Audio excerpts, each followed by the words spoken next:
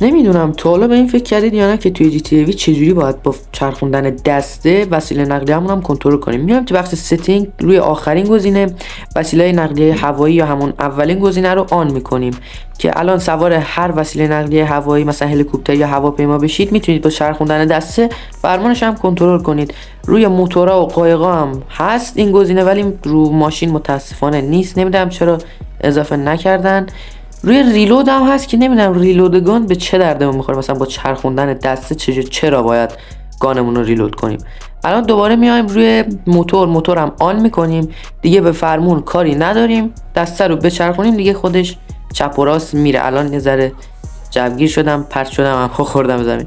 آره وقتی سوار موتور و قایقم میشید دستتون رو چپ و راست کنید میچرخه و میتونید اشغال کنید دیگه، به فرمون کاری ندارید.